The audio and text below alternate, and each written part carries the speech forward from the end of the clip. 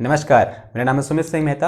आज हम आपके सामने सॉलिड स्टेट फ्लूइड से रिलेटेड एक और नया लेक्चर लेके आज का हमारा है लेक्चर नंबर 10। सबसे पहले डिस्कस कर लेते हैं कि आज के इस लेक्चर में हम किस टॉपिक को कवर करने वाले हैं। आज का हमारा टॉपिक होने वाला है क्या, द वान लाविस ट्रीटमेंट। ठीक है, और हम पढ़ेंगे किसके बारे में, लाविस इक्वेशन के बारे में। ठीक ना, आपके दिमाग में क्वेश्चन आना चाहिए कि हम यहाँ पर जो लाविस हैं, जो साइंटिस्ट हैं लाविस, अब लाविस में कभी कभी इसको लाविस बोल दे रहा हूँ, कभी कभी इसको लुइस बोल दे रहा हूँ। ठीक है, एक ही बात हुई, लुइस बोलो या लाविस बोलो। पिछले लेक्चर में मैंने इसको लुइस बोला है, अभी मैं इसको क्या बोल रहा हूँ, लाविस बोल रहा हूँ। ठीक है, प्रोनाउंसिएशन में क्या हो रहा है, थोड़ा बहुत ऊपर नीचे हो रहा है, लेकिन है एक्चुअल में क्या, इसको लाविस बोलते हैं। Okay, the von Laue's treatment. Okay, दिमाग में क्वेश्चन आपके दिमाग में क्वेश्चन आना चाहिए कि लाविस ने किस चीज़ का ट्रीटमेंट किया।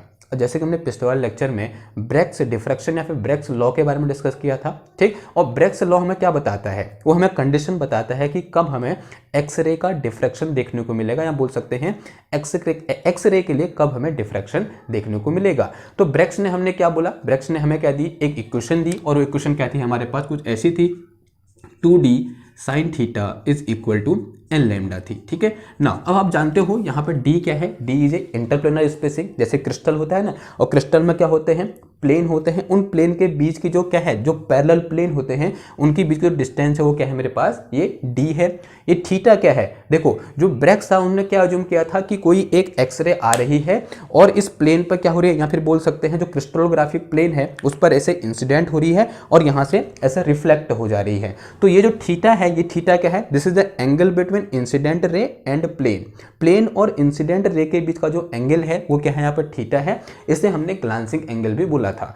नाउ यहाँ पर जो लैम्डा है, लैम्डा क्या होता है, this is the wavelength of x ray. X ray क्या है, ये वेवलेंथ है, और एन क्या है, कोई इंटीजर है जो क्या होगा, कांस्टेंट होगा, और 2 तो कांस्टेंट है, आप जानते हो 2 क्या होता है।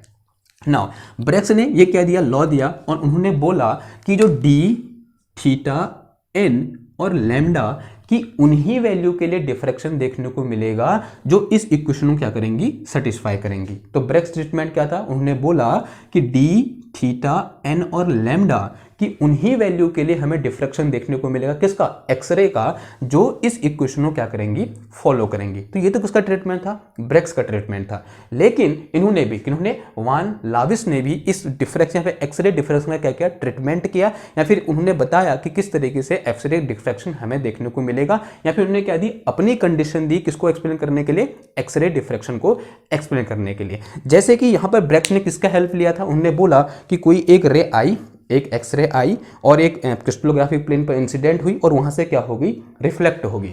लेकिन वान लाविस ने बोला कि यहां पर अभी हम रिफ्लेक्शन नहीं ले रहे हैं, अभी हम यहां पर क्या लेंगे, स्कैटरिंग ऑफ एक्सरे लेंगे। तो उन्होंने किसकी हेल्प ली, उन्होंने स्कैटरिंग ऑफ एक्सरे की हेल्प ली। उन्होंने बोला अगर कोई एक एक्सरे किसी एक एटम से टकराएगी, और एटम कहां होगा, एक क्रिस्टल के अंदर होगा, जो क्रिस्टल में एटम है उस पर कौन टकरा रही है, एक एक्सरे टकरा रही है, और वहां से क्या हो जा रही है, स्कैटर हो जा रही है। ठीक है, और जो वो एटम है वो किसकी तरह बिहेव कर रहा है, एक स्कैटरिंग सेंटर की तरह क्या कर रहा है, बिहेव कर रहा है। ठीक है, तो देखते हैं कि किस टाइप का सिचुएशन इस ट्रीटमेंट में, या फिर लाविस ट्रीटमेंट में हमें देखने को मिलती है। तो हमने अज्यूम कर लिया कि हमारे पास यहाँ पर कोई 2 एटम हैं, और वो एटम किसकी तरह बिहेव कर रहे हैं, स्कैटरिंग सेंटर की तरह बिहेव कर रहे हैं। ठीक है, एक एटम क्या बोल दिया मैंने, एटम ए बोल दिया, और यहीं कहीं एक और एटम रखा हुआ है, लेट अस से दिस इज एटम बी। एक एटम ए है और एक एटम बी है, और इन 2 एटम के बीच की जो क्या है, स्पेसिंग है, और किसके बराबर है मेरे पास, कुछ आर के बराबर है। ठीक है,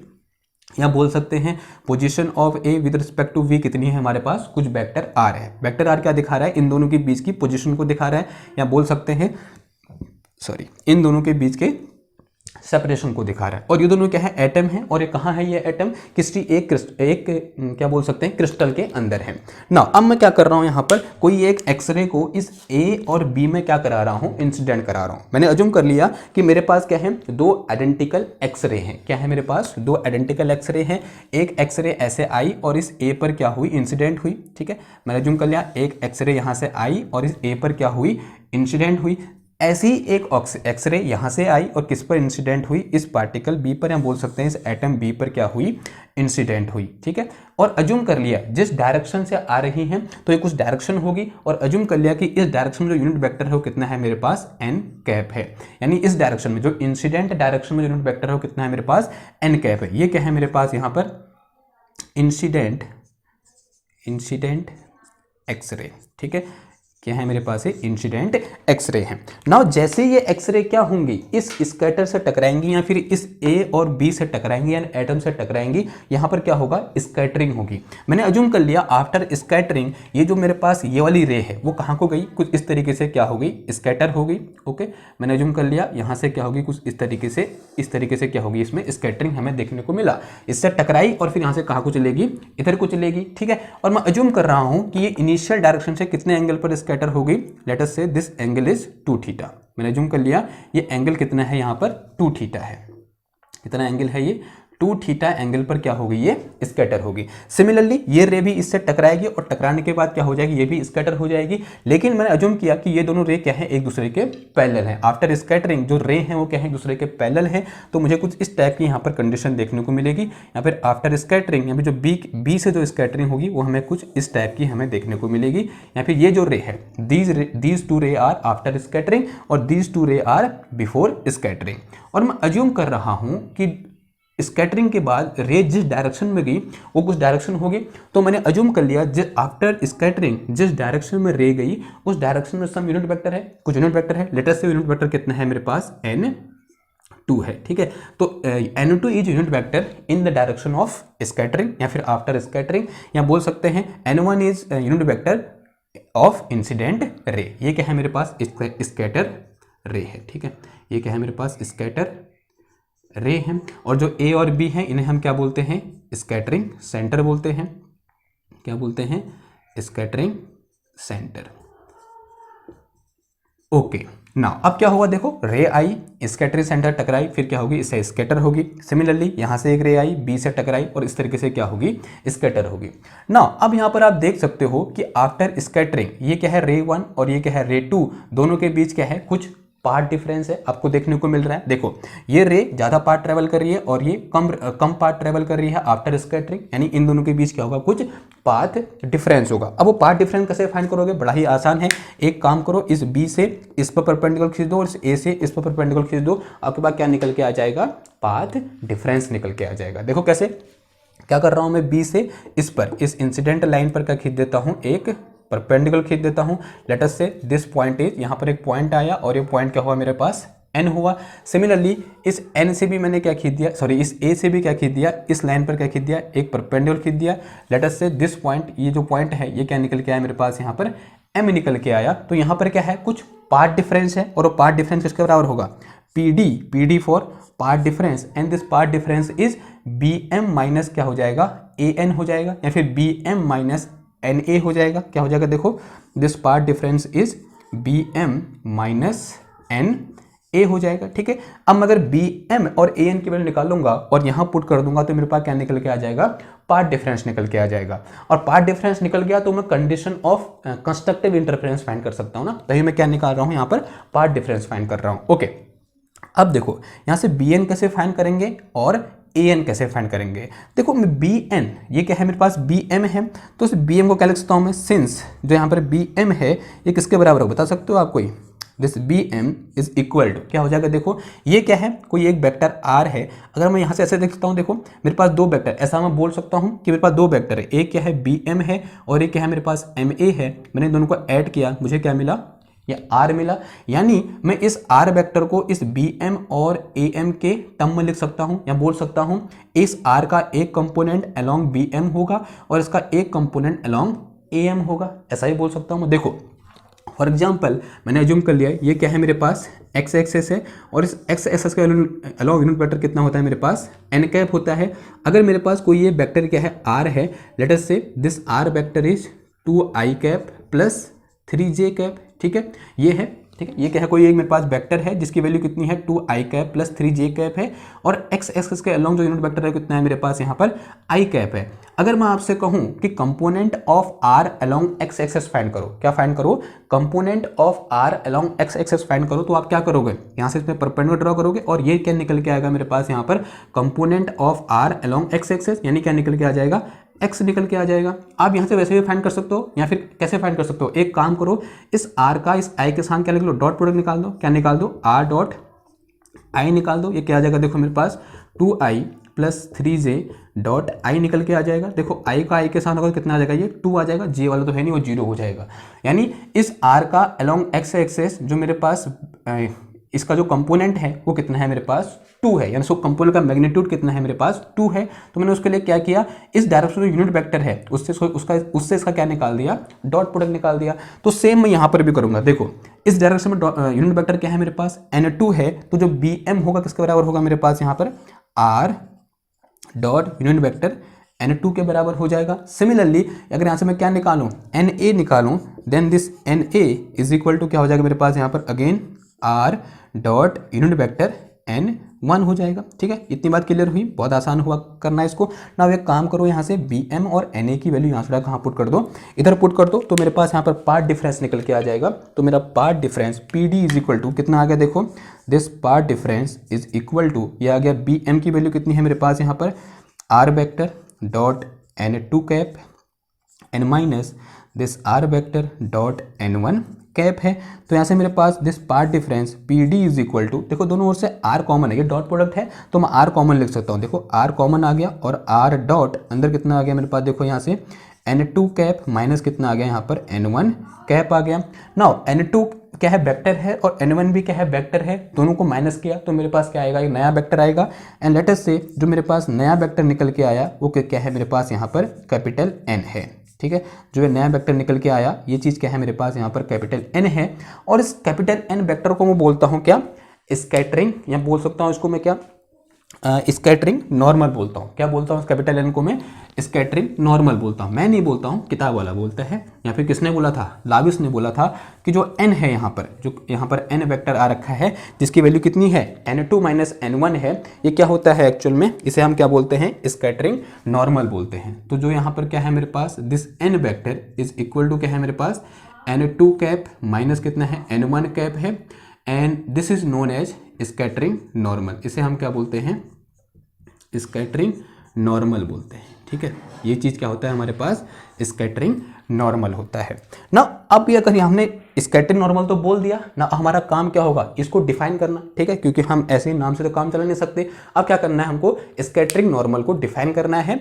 एक्चुअल में जो स्कैटरिंग नॉर्मल लिखा है ना, ये स्कैटरिंग नॉर्मल एक्चुअल में जो स्कैटरिंग प्लेन होता है उसके कैसे होता है, परपेंडिकुलर होता है। ठीक है, ध्यान सुनना बात को, कि जो स्कैटरिंग नॉर्मल होता है it is perpendicular to the scattering plane. देखो कैसे, ऐसा हम क्यों बोल रहे हैं, बड़ा आसान है समझना। अगेन अब थोड़ा सा मैं इसको मॉडिफाई करता हूँ। ठीक है, ये डायग्राम हमारे पास, एक डायग्राम और बना रहा हूँ। देखो ना, हमको क्या दिखाना है कि जो स्कैटरिंग नॉर्मल होता है ये क्या होता है, स्कैटरिंग प्लेन के परपेंडिकुलर होता है, ऐसा हमको दिखाना है। देखो कैसे दिखाएंगे। नाउ मैंने अज्यूम कर लिया कि मेरे पास क्या है, ये कोई एक स्कैटरिंग प्लेन है। ठीक, ओके, बैटरी की हेल्प ले लेते हैं ताकि हमारा डायग्राम स्पष्ट बने, और पेन भी चेंज कर लेते हैं ताकि दिखने में भी अच्छा लगे। ओके, तो इस तरीके से मैंने यहाँ पर अज्यूम कर लिया कि ये क्या है मेरे पास, कोई एक स्कैटरिंग प्लेन है। तो स्कैटरिंग प्लेन में क्या होंगे, एटम होंगे। मैं सिर्फ एक एटम ले रहा हूँ, मैंने अज्यूम कर लिया यहाँ पर कोई एटम है जो किसकी तरह काम करेगा, स्कैटरिंग सेंटर की तरह काम करेगा। अज्यूम कर रहा हूँ कोई एक रे है, एक्सरे है, वो इस पर क्या हो रही है, इंसिडेंट हो रही है। ठीक है, इस पर क्या हो रही है, वो इंसिडेंट हो रही है। इस तरीके से यहाँ से आई और इस पर क्या हुई, इस तरीके से इंसिडेंट हुई। ठीक, और जिस डायरेक्शन में इंसिडेंट हो रही है उस डायरेक्शन का यूनिट वेक्टर कितना है मेरे पास, n1 है। तो ये चीज़ क्या निकल के आई मेरे पास यहाँ पर, n1 कैप निकल के आई। ओके, इतना क्लियर हुआ। लेट अस से ये जो है, ये क्या है, स्कैटरिंग प्लेन। ये चीज़ क्या है मेरे पास यहाँ पर, स्कैटरिंग प्लेन है। ओके, इसमें कंफ्यूज नहीं होना है। And this angle is theta. Assume कर लिया ये स्कैटरिंग प्लेन से कितना एंगल बना रही है, थीटा एंगल बना रही है। ठीक है, हमने ब्रैकेट में भी पढ़ा था कि ये थीटा एंगल लेते हैं हम। ओके ना, अब क्या होगा, ये क्या है, स्कैटरिंग सेंटर है, और स्कैटरिंग सेंटर से क्या होगी, ये रे स्कैटर होगी। मैंने अज्यूम कर लिया ये कुछ इस तरीके से क्या होगी, स्कैटर होगी। ठीक, कहाँ की ओर, इधर की ओर क्या होगी, ये स्कैटर होगी। ठीक, ये डायरेक्शन क्या है, डायरेक्शन ऑफ स्कैटरिंग, ये डायरेक्शन आफ्टर स्कैटरिंग। और इस डायरेक्शन यूनिट वेक्टर कितना है मेरे पास, n2 है। तो ये चीज़ क्या निकल के आया मेरे पास यहाँ पर, n2 कैप निकल के आ गया। ओके नाउ अब देखो, अभी हमने डिस्कस किया कि जो मेरे पास स्कैटरिंग और इंसिडेंट रे के बीच का एंगल कितना है, 2 थीटा है। तो ये क्या है मेरे पास, इंसिडेंट रे। अगर मैं इसको आगे बढ़ाऊं, अगर मैं इसको क्या करूं, इस तरीके से आगे बढ़ाऊँ तो ये जो होगा ये एंगल कितना होगा, देखो अगर ये एंगल थीटा है तो ये भी कितना है, थीटा है, तो ये भी कितना होगा यहाँ पर थीटा होगा, तो देखो टोटल कितना आ गया, ये 2 थीटा होगा, तभी हमने यहाँ पर एंगल कितना लिया था, 2 थीटा लिया था। ठीक है, तो देखो अब इस डायरेक्शन में यूनिट वेक्टर कितना हो जाएगा मेरे पास, ये कितना है इस डायरेक्शन में n1, तो ये क्या हो जाएगा मेरे पास n1 हो जाएगा। अब देखो ये क्या हुआ नॉर्मल, ये क्या है मेरे पास स्कैटरिंग प्लेन। अब मैं एक काम कर रहा हूँ, इस पर नॉर्मल ड्रॉ कर रहा हूँ, तो इस तरीके से मैंने क्या कर दिया यहाँ पर एक नॉर्मल ड्रॉ किया। नाउ अब देखो थोड़ा सा आपको वेक्टर एडिशन आपको पता होना चाहिए, क्लास 11th में पढ़ा था हमने।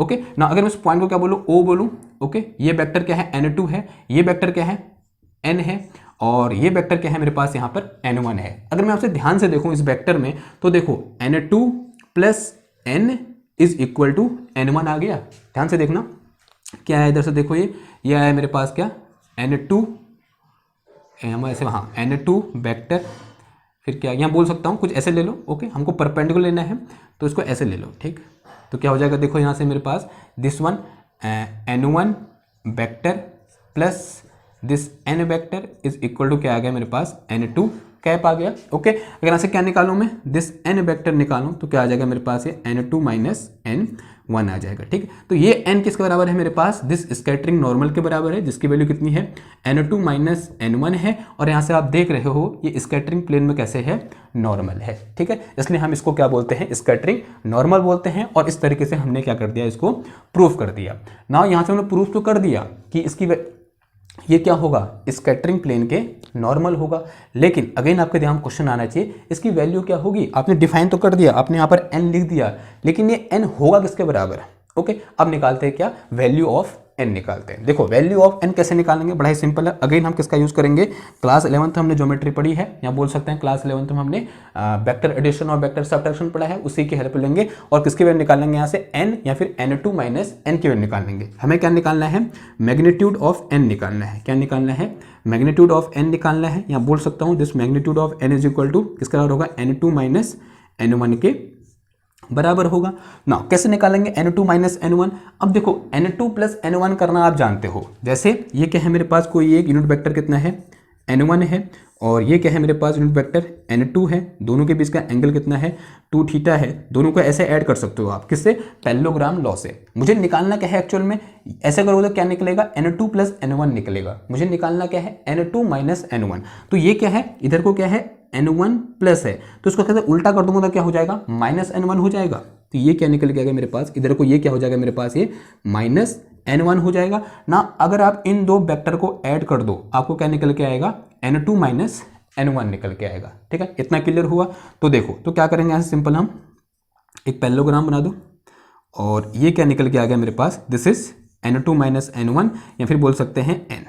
ओके या फिर magnitude of scattering normal n निकल के आ गया ना। इन दोनों के बीच का एंगल चाहिए, देखो ये कितना है, कितना है ये 2 थीटा है, तो ये कितना आ जाएगा मेरे पास 180 माइनस 2 थीटा आ जाएगा। ठीक है, 180 minus 2 theta. Now from formula से क्या पता होता है हमको, अगर हमारे पास दो वेक्टर है, एक वेक्टर a है और एक वेक्टर b है, दोनों का रिजल्टेंट निकालना तो क्या होता है under root of a square plus b square plus 2ab cos theta होता है। देखो यहाँ पर a की जो कितना है n1, b की जो कितना है n2, तो यहाँ से मेरे पास this magnitude of n is equal to कितना हो जाएगा, देखो यहाँ से n1 square plus n2 square plus 2n1 n2 cos कितना आ गया, ये 180 माइनस 2 थीटा आ गया। कितना आ जाएगा, कॉस 180 माइनस 2 थीटा। तो यहाँ से मेरे पास this n is equal to, देखो n1 n2 दोनों कैसे हैं, वेक्टर हैं, यूनिट वेक्टर n, उनका मैग्नीट्यूड कितना होगा 1 होगा, तो कितना आ गया देखो ये 1 प्लस 1 प्लस और ये 2, और कॉस 180 माइनस थीटा क्या होता है माइनस कॉस, तो यहाँ क्या आ जाएगा मेरे पास माइनस, और ये कितना आ जाएगा कॉस 2 थीटा आ गया। तो देखो कितना आ जाएगा, देखो यहाँ से मेरे पास this is magnitude of n is equal to, ये कितना आ गया 2 इंटू 2, सॉरी 2 माइनस 2, 2 दोनों ओर से कॉमन है, अंदर कितना बच गया 1 माइनस कॉस 2 थीटा बच जाएगा। देखो 1 minus cos theta equal to क्या होता है, आप सब लोग जानते हो, किसके बराबर होता है अंडर रूट ऑफ कितना आ जाएगा 2, इसकी वैल्यू कितनी होती है 2 साइन स्क्वायर थीटा, कितनी होती है 2 साइन स्क्वायर थीटा, तो कितना आ जाएगा 2 इंटू 2 इंटू कितना आ जाएगा ये साइन स्क्वायर थीटा हो जाएगा। तो यहाँ से मेरे पास magnitude of n is equal to कितना आ जाएगा, सिंपल 2 साइन थीटा आ जाएगा। ठीक, तो जो मेरे पास यहाँ पर स्कैटरिंग नॉर्मल n निकल के आया उसकी वैल्यू कितनी होती है 2 साइन थीटा के बराबर होती है, and magnitude of n equal to कितना आ गया मेरे पास 2 साइन थीटा आ गया। तो ये क्या हो गया मेरे पास कैलकुलेशन फॉर n, या बोल सकते हैं calculation for scattering normal. Okay, इतनी बात क्लियर हुई। देखो नाउ फिर से अब कहाँ आते हैं, इधर आते हैं। पी डी इक्वल टू क्या निकाला हमने यहाँ पर, आर डॉट एन निकाला। नाउ अब जैसे ये रे यहाँ से क्या होगी, स्कैटरिंग होगी, नहीं आफ्टर स्कैटरिंग इनके पास, इनके बीच क्या है, कुछ पार्ट डिफरेंस है, तो उनके पास क्या होगा, कुछ फेज डिफरेंस भी होगा। तो फेज डिफरेंस निकाल लेते हैं सबसे पहले, फिर उसके बाद हम कंडीशन देखें किसके लिए, कंस्ट्रक्टिव इंटरफेरेंस के लिए। तो उसमें लिखिए नीचे से स्टार बना के लिखिए phase difference between ray after scattering. तो कितना आ जाएगा, देखो phase difference, since we know जो फेज डिफरेंस होता है वो क्या होता है, 2 pi by lambda time of path difference होता है। ठीक है, 11th में पढ़ा था जब हमने इंटरफेरेंस वाला चैप्टर पढ़ा था ना, तब वहाँ पर हमने पढ़ा था कि जो फेज डिफरेंस होता है वो क्या होता है, 2 pi by lambda time of path difference होता है। ओके, तो लिखो phase difference is equal to 2 pi by lambda into path difference. Okay, तो अगर यहाँ से क्या निकालूँ मैं, फेज डिफरेंस निकालूँ, किसकी बात करूँ अगर मैं, phase difference, phase difference, and this phase difference represented by phi. Phi is equal to क्या होता है मेरे पास, 2 पाई बाई लैम्डा, लैम्डा क्या है यहाँ पर, वेवलेंथ ऑफ एक्सरे, इनटू कितना आ जाएगा यहाँ पर, पार्ट डिफरेंस, पार्ट डिफरेंस यानी P D. Okay, now phase difference, this phi is equal to ये 2 पाई बाई लैम्डा, तो ऐसे ही रहा। अब देखो ये फेज डिफरेंस जो कितना लिख दिया मैंने, आर डॉट एन लिख दो, यहाँ क्या लिख दो, यहाँ पर आर डॉट एन लिख दिया। ठीक है, तो फाई इज इक्वल टू कितना आ गया मेरा, 2 pi into R dot N आ गया। Okay, so it is some equation number, okay कितना हो जाएगा, इक्वेशन क्या बोल सकते हैं हम इसको, इसे इक्वेशन नंबर बोल दो, क्या 1 बोल दो, कितना बोल दिया हमने इक्वेशन नंबर, इसको 1 बोल दिया ना। अब क्या कर सकते हैं यहाँ पर, अब हमें क्या निकालनी है, कंडीशन फॉर कंस्ट्रक्टिव इंटरफेरेंस निकालनी है। ठीक है, तो कंडीशन फॉर कंस्ट्रक्टिव इंटरफेरेंस क्या होती है कि फॉर कंस्ट्रक्टिव इंटरफेरेंस जो मेरे पास फेज डिफरेंस होता है वो 2 पाई के इंटीजर मल्टीपल होता है। ठीक है, क्या होता है हमारे पास, इंपोर्टेंट नोट है क्या, for constructive interference, C I means constructive interference, जो फेज डिफरेंस फाई होता है, दिस इज 2 पाई का integer multiple, 2 pi multiply by some integer. ठीक है, क्या होता है हमारे पास, फॉर कंस्ट्रक्टिव इंटरफेरेंस जो फेज डिफरेंस फाई होता है, this is integer multiple of 2 pi. तो say it is some equation number 2, इसे मैं क्या बोल सकता हूँ, इक्वेशन नंबर 2 बोल सकता हूँ। अगर मैं इक्वेशन 1 और 2 को कंबाइन लिखूँ तो ऐसे लिख सकता हूँ, देखो कैसे लिख सकता हूँ हम इसको, मैं लिख सकता हूँ this phi is equal to क्या हो जाएगा मेरे पास, देखो this phi is equal to 2 pi by lambda and multiply में कितना आ जाएगा, देखो यहाँ से मेरे पास R dot N, and this is equal to, ये किसका आ रहेगा मेरे पास यहाँ पर, 2 पाई इंटू सम इंटीजर, कितना आ जाएगा, 2 pi into some integer. Okay, 2 pi into some integer, integer यानी कोई नंबर। ओके ओके, 1 2, इसे मैंने क्या बोल दिया, इक्वेशन नंबर 3 बोल दिया। नाउ इस इक्वेशन को हम थोड़ा और मॉडिफाई कर सकते हैं, देखो कैसे ना। यहाँ पर क्या है, दिस इज आर, आर क्या है मेरे पास, इस ए और बी के बीच की डिस्टेंस या फिर इन दोनों के बीच का सेपरेशन। ठीक, या फिर ये ए और बी दोनों क्या है, एटम है, या फिर 2 एटम के बीच का सेपरेशन। नाउ किसी एक क्रिस्टल के अंदर किन्हीं 2 एटम के बीच का मिनिमम सेपरेशन कितना हो सकता है। देखो एक क्रिस्टल किससे मिलकर बना होता है, यूनिट सेल से मिलकर बना होता है, कुछ इस तरीके से। देखो ये क्या होती है मेरे पास, एक सुंदर सी यूनिट सेल होती है। ओके, इस तरीके से बना सकते हैं हम ना। अज्यूम कर लिया ये क्या है मेरे पास, ए क्रिस्टलोग्राफिक एक्सिस, ये क्या है मेरे पास बी, और ये क्या है मेरे पास सी, और यहाँ क्या होते हैं, कॉर्नर में क्या होते हैं, एटम होते हैं। एक सिंपल क्यूबिक मैंने अज्यूम कर लिया ना। अब किन्हीं 2 एटम मैंने अज्यूम कर लिया, ये एटम क्या है, ए है, और ये एटम क्या है, बी है। तो इस ए और बी के बीच की शॉर्टेस्ट डिस्टेंस क्या है, ये है, ये लाइन है, और ये किसके बराबर होती है मेरे पास, ए के बराबर होती है। यहाँ पर ये शॉर्टेस्ट डिस्टेंस किसके बराबर है, बी के बराबर है, और यहाँ पर शॉर्टेस्ट डिस्टेंस किसके बराबर है, सी के बराबर है। यहाँ पर जो ए बी सी है इन्हें हम क्या बोलते हैं, क्रिस्टलोग्राफिक एक्सेस बोलते हैं। तो मैं इस इक्वेशन 3 में इस r को किससे रिप्लेस कर सकता हूं, या तो मैं बोल सकता हूं कि जो r है वो किसके बराबर होगा, a के बराबर होगा, या मैं बोल सकता हूं या r किसके बराबर होगा, b के बराबर होगा, या मैं बोल सकता हूं या r किसके बराबर होगा, c के बराबर होगा। ठीक है, ओके, और जहां a b c है वो क्या है मेरे पास, क्रिस्टलोग्राफिक एक्सेस है। तो इस इक्वेशन 3 को मैं इस तरीके से मॉडिफाई कर सकता हूं, लिखो उसके नीचे लिखो, इक्वेशन 3 के नीचे लिखो, इफ ए बी सी या vector A vector B and vector C are, if vector A comma vector B and vector C are क्या है मेरे पास, एक crystallographic axes, crystallographic axes, then तब मेरे पास क्या हो जाएगा, then this phi can be written as 2 pi by lambda into R की जो कितना आ जाएगा, देखो A dot N vector N and this is equal to 2 pi multiply by some integer. Now मैंने अज्यूम कर लिया यहाँ पर जो इंटीजर है वो क्या है मेरे पास यहाँ पर एच डैश है, ठीक है, एच डैश क्या है मेरे पास यहाँ पर कोई एक इंटीजर है।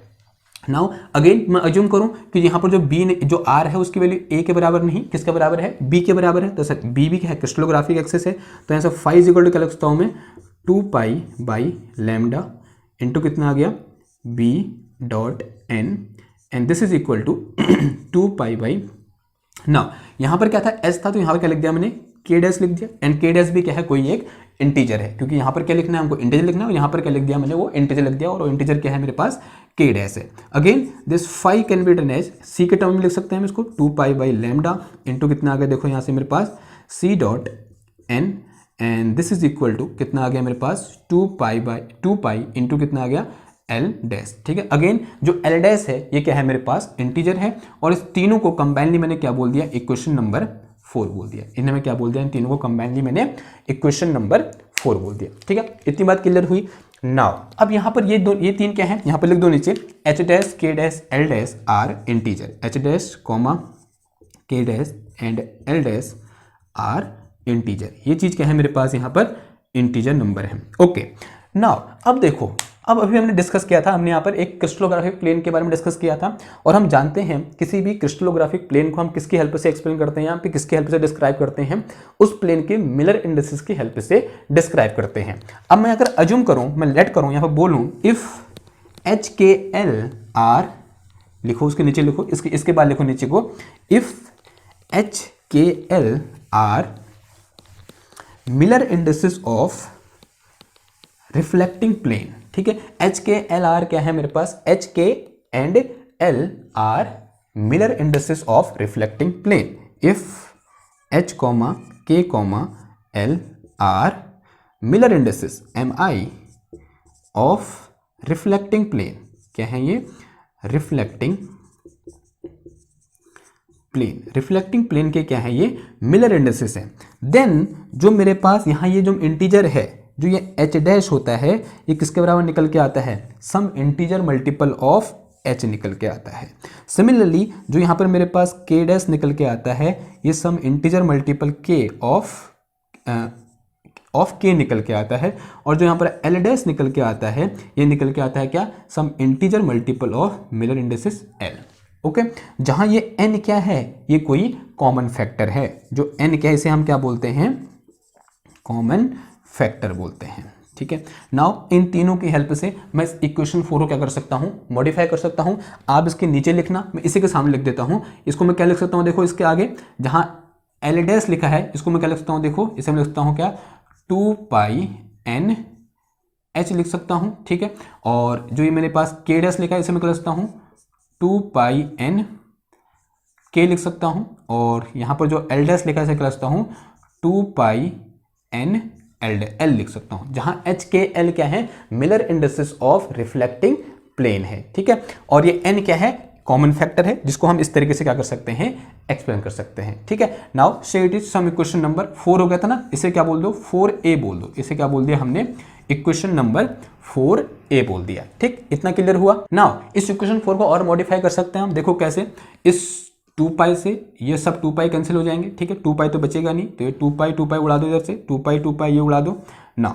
अब देखो हमको हमारे इससे, अब ऐसे मत उड़ाना, अब इसके नीचे लिखना, ठीक है, आप इसके नीचे लिखना, equation 4a can be modified as. अब कैसे मॉडिफाई कर सकते हैं, इधर लिख लेते हैं, तो equation 4 can be modify as, क्या लिख सकते हैं हम यहाँ पर, इसे लिख सकते हैं हम, इस लैम्डा को इधर भेज देंगे, ठीक है, लैम्डा को इधर भेज देंगे, तो कितना आ जाएगा, देखो यहाँ से मेरे पास this a dot N is equal to कितना आ जाएगा, ये आ जाएगा मेरे पास क्या, lambda into H dash and this is equal to N lambda into H आ जाएगा। सिमिलरली यहाँ से क्या निकाल दूंगा, बी डॉट एन निकाल दूंगा, तो this B dot N is equal to कितना आ जाएगा, देखो यहाँ से मेरे पास lambda into H K dash आ जाएगा and this is equal to N lambda into K आ जाएगा। सिमिलरली यहाँ से मैं क्या निकाल दूंगा, सी डॉट एन निकाल दूंगा and this C dot N equal to कितना आ गया मेरे पास, lambda L dash and this is equal to N lambda into कितना आ गया, एल आ गया। इस इक्वेशन को क्या बोल दो, इक्वेशन नंबर 5 बोल दो। ठीक है, आपने सिर्फ क्या करना है, अरेंज करना है और ये 2 पाई का क्या कर देना है, उड़ा देना है। नाउ अब मैं यहाँ से मैं क्या निकाल सकता हूँ, ए डॉट एन की वैल्यू निकाल सकता हूँ। देखो क्या हो जाएगा, देखो ए डॉट एन की value, this A dot N. Now A dot N निकालने से पहले मुझे क्या चाहिए, इन दोनों के बीच का एंगल चाहिए। मैं अज्यूम कर रहा हूँ, अब ये एन क्या है, एन इज नॉर्मल, तो मैं इस एन को मैं ऐसे अज्यूम कर सकता हूँ। देखो ध्यान से देखना बात, ये क्या है, मेरे पास क्रिस्टलोग्राफिक एक्सिस है। ठीक, ओके, अज्यूम कर लिया, this is X axis, Y axis and this is Z axis. ठीक, ओके, इस एक्स एक्सिस को मैं ऐसे बना दे रहा हूँ, कैसे, इस तरीके से। ओके, ये क्या है मेरे पास, यहाँ पर एक्स एक्सिस है ना, इसको मैं ऐसे बना सकता हूँ। मैंने अज्यूम कर लिया, ये क्या है मेरे पास, एक प्लेन है। ओके, ये रिफ्लेक्टिंग प्लेन अज्यूम कर लिया, इसे मैं रिफ्लेक्टिंग प्लेन अज्यूम कर सकता हूँ। और जो एन है ये नॉर्मल है किस पर, रिफ्लेक्टिंग प्लेन पर। मैंने अज्यूम कर लिया ये क्या है, इस पर नॉर्मल है। ठीक, दिस इज एन, ये चीज़ क्या निकल के आई मेरे पास, यहाँ पर एन निकल के आई। नाउ अज्यूम किया कि ये एन इस एक्सिस से कितना एंगल बना रहा है, अल्फा एंगल बना रहा है, और वाई एक्सिस से कितना बना रहा है, बीटा बना रहा है, और जेड एक्सिस से कितना बना रहा है, ये गामा बना रहा है। ठीक है, तो यहाँ इसके नीचे लिखो, let alpha beta and gamma are, alpha beta and gamma angle make by N by with crystallographic axes A B and C. A B C से जो एंगल हैं इस एन के द्वारा बनाए गए वो क्या है मेरे पास, अल्फा बीटा और गामा है।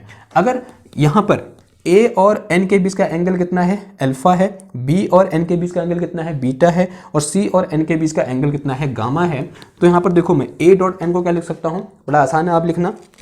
तो बताओ ए डॉट एन क्या लिख सकता हूँ मैं, यहाँ से दिस ए डॉट एन वो लिख लेना, यहाँ से नीचे यहाँ पे लिख देना, यहाँ पर जो हेडिंग आती है यहाँ पे क्या लिखना कि angle between A and N is alpha, angle between B and N is beta, और angle between A and C is gamma. Then उसके बाद ये लिखना, then A dot B is equal to क्या आ जाएगा, sorry A dot N equal to A N cos alpha आ जाएगा। देखो अभी हमने एन की वैल्यू निकाली और एन की वैल्यू कितनी थी हमारे पास, 2 sin थीटा थी। अभी हमने निकाली यहाँ पर एन की वैल्यू, तो मैग्नीट्यूड ऑफ एन की वैल्यू कितनी है, 2 sin थीटा। इसको क्या लिखता हूँ मैं, देखो ये 2a sin थीटा इंटू कितना आ गया मेरे पास यहाँ पर cos अल्फा आ गया। सिमिलरली यहाँ से क्या निकाल सकता हूँ मैं, b डॉट एन निकाल सकता हूँ, and this b dot N is equal to कितना आ जाएगा यहाँ से, बी एन कॉस बीटा आ जाएगा, and this is equal to 2a sine, sorry 2b, अभी कितना आ जाएगा ये 2b साइन थीटा इंटू कितना आ जाएगा, कॉस बीटा आ जाएगा। अगर यहाँ से क्या निकालूँ मैं, सी डॉट एन निकालूँ, then this C dot N is equal to again कितना आ जाएगा, सी एन कॉस गामा आ जाएगा, and this is equal to 2c and 2c sine theta into कितना आ जाएगा, कॉस गामा आ जाएगा। ठीक, now say it is some equation number 6। एक काम करो, इस इक्वेशन 6 को उठाकर कहाँ पुट कर दो, इक्वेशन 5 में पुट कर दो, और जो इक्वेशन निकल के आएगी उसी को हम क्या बोलते हैं, लावीज इक्वेशन बोलते हैं। तो लिखो वहाँ पर putting equation 6 in equation number 5। Equation 6 को फटाफट से इक्वेशन नंबर 5 में पुट करने का, और हमारा लावीज इक्वेशन आ जाएगा। देखो पुट करो फटाफट, तो कितना हो जाएगा, देखो यहाँ पुट करेंगे लेफ्ट हैंड साइड में, तो कितना आ जाएगा ये 2a sine theta into cos alpha is equal to क्या आ जाएगा, lambda H dash is equal to 2 lambda, sorry कितना एन लैम्डा एच, कितना आ जाएगा एन लैम्डा एच। सिमिलरली यहाँ से 2b sine theta into cos beta is equal to N H K dash, कितना आ जाएगा एन लैम्डा क्या आएगा, के आ जाएगा, एंड फिर यहाँ पर क्या आ जाएगा 2c sine theta into cos gamma is equal to N L dash is equal to, sorry lambda L dash is equal to N lambda into कितना आ गया, एल आ गया। So it is some equation number 7, और इसी equation number 7 को क्या बोलते हैं हम, लावीज इक्वेशन बोलते हैं। इसी को हम क्या बोलते हैं, इट इज लावीज इक्वेशन। ठीक है, now this is the condition. Now हमारी नई कंडीशन क्या है लावीज इक्वेशन के अकॉर्डिंग, कि ये कंडीशन है, ठीक है, कि अगर हमारे पास क्या है ए थीटा और लैम्डा एच, या फिर हाँ लैम्डा एच या फिर एन की उन्हीं वैल्यू के लिए डिफ्रैक्शन देखने को मिलेगा जो इन इक्वेशन को क्या करेंगी, फॉलो करेंगी। तो क्या बोल सकते हैं हम बोल सकते हैं ए थीटा अल्फा एन लैम्डा और एच कि उन्हीं वैल्यू के लिए डिफ्रैक्शन देखने को मिलेगा जो इस इक्वेशन को फॉलो करेंगे। अगर इस इक्वेशन की बात करें तो यहाँ पर सिर्फ बी चेंज हो जाएगा और बीटा चेंज हो जाएगा और वही रहेगा। देखो इस इक्वेशन का क्या बोलेंगे, हम बोलेंगे बी थीटा बीटा और एन लैम्डा और के की उन्हीं वैल्यू के लिए हमको डिफ्रैक्शन देखने को मिलेगा जो इस इक्वेशन को क्या करेंगी, फॉलो करेंगी। सिमिलरली इस इक्वेशन के लिए क्या बोल देंगे, हम बोलेंगे C theta gamma N lambda और एल कि उन्हीं वैल्यू के लिए हमें डिफ्रैक्शन देखने को मिलेगा जो इस इक्वेशन को क्या करेंगी, फॉलो करेंगी। और इन तीनों इक्वेशन को कंबाइनली क्या बोल देते हैं हम, लाविज इक्वेशन बोल देते हैं। इतनी बात क्लियर हुई। नाउ आगे बढ़ते हैं। नाउ अगर मैं यहां पर देखूं, अगर मैं ऐसा बोलूं if theta is equal to constant, अगर मेरा क्या है, जो थीटा है वो क्या है, कांस्टेंट है। देखो थीटा कांस्टेंट है तो इसका मतलब जो यहां से मेरे पास कॉस अल्फा निकल के आएगा, ये क्या है मेरे पास cos alpha, this cos alpha is directly proportional to, देखो थीटा कांस्टेंट, ये कांस्टेंट हो गया, एन कांस्टेंट, लैम्डा कांस्टेंट, और यहाँ क्या डायरेक्टली प्रोपोर्शनल क्या आ जाएगा, ये एच अपॉन ए आएगा, क्योंकि टू भी कांस्टेंट है और ये ए कहाँ चलेगा इसके अपॉन में, तो यहाँ से मेरे पास जो मेरे पास कॉस अल्फा आएगा वो क्या आ जाएगा, directly proportional to H upon A निकल के आएगा। सिमिलरली अगर मैं यहाँ से क्या देखूँ, कॉस बीटा देखूँ तो then this cos beta is directly proportional to क्या आ जाएगा मेरे पास यहाँ से के अपॉन बी आ जाएगा, ठीक है, क्योंकि ये दो कांस्टेंट हैं और ये साइन थीटा जो कांस्टेंट हो गया तो क्या आ जाएगा के अपॉन बी आ जाएगा। एंड और क्या निकल के आया से मेरे पास थर्ड कंडीशन क्या निकल के आएगी, this cos gamma is directly proportional to क्या आ जाएगा, एच एल अपॉन सी आ जाएगा, ठीक है। नाउ यहाँ पर ये कॉस अल्फा कॉस बीटा और कॉस गामा को मैं बोलता हूँ क्या, direction cosine of scattering normal. जो मेरे पास यहाँ पर क्या है, कॉस अल्फा और जो कॉस बीटा एंड जो कॉस गामा है, ये तीन के तीन क्या होती हैं, DC of, DC for direction cosine of N vector, ठीक है। ये चीज ये क्या है मेरे पास, direction cosine of N vector है, और जो अल्फा बीटा गामा है वो क्या है, इस एन वेक्टर के द्वारा क्रिस्टलोग्राफिक एक्सिस से बनाए गए एंगल हैं। अल्फा क्या है, किससे बनाया गया एंगल है, ए से बनाया गया एंगल, बीटा क्या है, बी से बनाया गया एंगल, और गामा क्या है, क्रिस्टलोग्राफिक एक्सिस सी से बनाया गया एंगल है। और जो ये तीनों हैं इन्हें हम क्या बोलते हैं, डायरेक्शन कोसाइन ऑफ एन बोलते हैं ना। ये दो तीन कंडीशन निकल के आई कि direction cosine along X axis is directly proportional to H upon A, and direction cosine along Y axis is directly proportional to K upon B, and direction cosine of along Z axis is directly proportional to L upon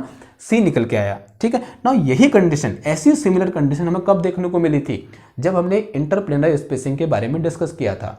और वहां पर हमने discuss किया था कि जो interplanar spacing D के direction cosine होते हैं वो भी एच अपॉन ए, के अपॉन बी और एल अपॉन सी के क्या होते हैं, डायरेक्टली प्रोपोर्शनल होते हैं।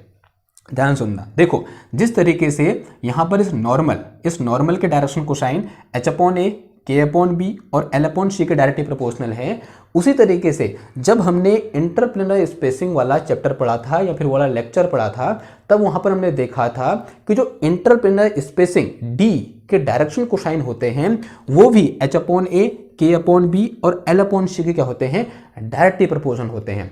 इसका मतलब क्या हुआ कि जो यहाँ पर जो नॉर्मल वेक्टर यहाँ पे स्कैटरिंग नॉर्मल है, ये एक्चुअल में किसके बराबर होता है, इंटरप्लेनर स्पेसिंग के बराबर होता है। हम यहाँ पर एन लिखें या फिर इंटरप्लेनर स्पेसिंग लिखें, दोनों क्या हुई, सेम चीज हुई। तो यहाँ से मैं एन जो होगा वो किसके बराबर होगा बोल सकता हूँ, this magnitude of N is equal to किसके बराबर हो जाएगा मेरे पास, interplanar spacing H K L के बराबर, ठीक है।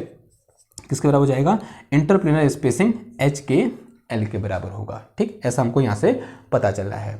नाउ अब देखो ये क्या है, हमारी लाविस इक्वेशन है। हम इस लाविस इक्वेशन की हेल्प से ब्रेग्स इक्वेशन को क्या कर सकते हैं, कंस्ट्रक्ट कर सकते हैं या फिर एक्सप्लेन कर सकते हैं। देखो कैसे एक्सप्लेन करेंगे, सिंस वी नो जो इंटरप्लेनर स्पेसिंग डी होती है उसको हम कैसे एक्सप्लेन करते हैं। हमने पढ़ा था कि जो इंटरप्लेनर स्पेसिंग डी होती है उसको हम उसके डायरेक्शन कोसाइन के टर्म में लिख सकते हैं। देखो कैसे, कुछ ऐसे लिख सकते हैं, हम लिख सकते हैं कि जो d इक्वल टू होता है, then this d H K L is equal to होता है हमारे पास कितना, ये होता है हमारे पास h अपॉन ए, कितना होता है, sorry a upon h into cos alpha, और एक किसके रहा होता है, this is equal to b upon h K cos gamma, sorry cos beta, and this is equal to c upon l into cos beta gamma, ठीक है ना। ये पढ़ा था हमने, जब हमने इंटरप्लेनर स्पेसिंग पढ़ा था